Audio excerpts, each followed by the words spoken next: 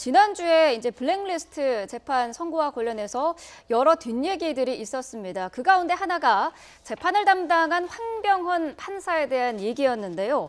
라면 도둑에 대해서 징역형을 선고를 한 전력이 있었는데 이 블랙리스트와 관련해가지고는 뭐 조윤선 전 장관에게는 뭐 무죄를 판결하고 이래서는 되겠느냐라는 얘기가 있었습니다만 이게 가짜뉴스로 판명이 났어요. 네, 그 부분이 상당히 뭐 특히 SNS랄지 인터넷에 논란이 굉장히 많이 됐었죠. 근데 그건 가짜 뉴스다 이렇게 판명이 됐고 또 더불어민주당의 모 의원이 그걸 가지고 또 논란을 좀 일으켰어요. 마치 진짜인 것처럼 해서 비판을 했는데 저 부분은 그렇게 좀 봐야 할 것 같아요. 그러니까 지난번 국정농단과 관련해서 특히 뭐 관련된 피의자가 영장이 기각됐을 때도 또 그런 가짜뉴스 논란이 굉장히 있지 않았습니까? 네. 더군다나 이번에 이제 조윤선 전 장관 같은 경우는 이제 무죄가 나고 집행유예로 판결이 나니까 이제 그분은 굉장히 뭐 국민 정서적인 측면에서는 좀 상당 부분 좀 맞지 않는 부분이 있긴 맞아요. 맞지만 저런 식의 어떤 가짜 뉴스를 양산을 해가지고 생산을 해가지고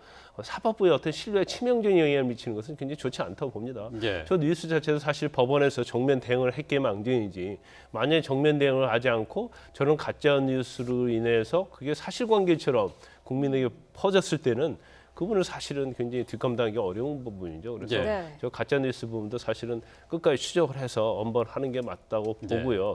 물론 사법부 판결에 일부 국민 정서에 맞지 않는 부분이 있을 수가 있어요. 왜냐하면 판사도 인간이기 때문에 본인의 가치관, 본인이 생각하는 것, 또 증거에 대한 가치 판단은 사실은 사람마다 다를 수 있거든요. 그러면 사실 사실과 다른 판단을 한다 하더라도 그 다음 재판이 있지 않습니까? 항소심이 있고 대법원이 있기 때문에 잘못된 1심의 판결은 2심 가서 교정이 될 수 있는 부분이 있거든요. 그래서 그걸 사법부의 어떤 적법한 절차에 맡겨둬야지 그걸 흔드는 것 자체는 사실은 맞지 않다, 부적절하다 이렇게 봅니다.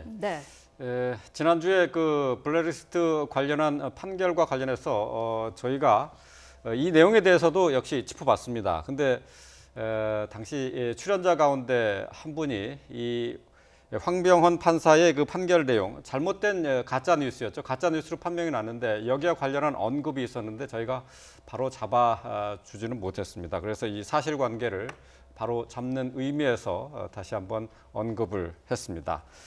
자. 오늘은 국민의당의 제보 조작 사건 그리고 사건 사고 소식과 관련한 내용들을 함께 짚어봤습니다. 이웅혁 건국대 경찰학과 교수, 김광삼 변호사와 함께 했습니다. 오늘 말씀 잘 들었습니다. 고맙습니다.